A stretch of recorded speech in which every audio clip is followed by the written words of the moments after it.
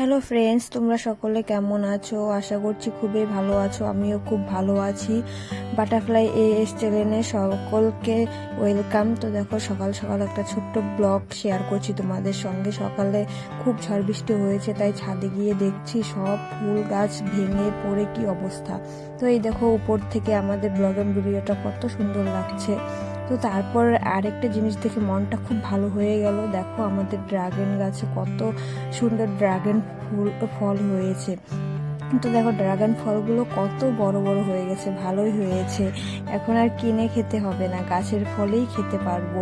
তাই না? গাছের ফল খেতে কার না ভালো লাগে বলো। তারপরে যে আমাদের বাগানে চলে গেছি, তো দেখো একটা কাঁঠাল গাছ। এই কাঁঠাল গাছটাতে জানো সারা বছরই কাঁঠাল হয়, আর কাঁঠালগুলো খুব ভালো, খুব মিষ্টি।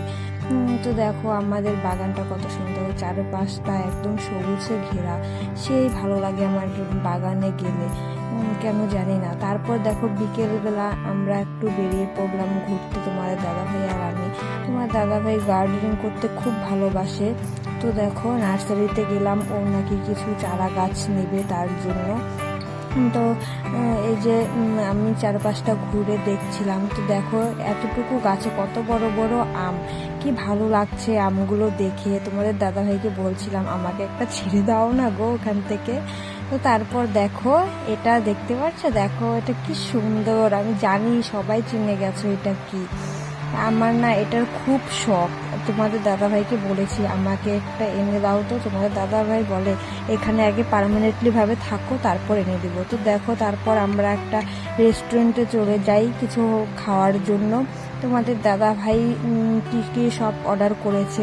প্রথমে ও মোমো করেছে, তারপর এটা বা কি আমার ঠিক মনে নেই নামটা, যাই হোক।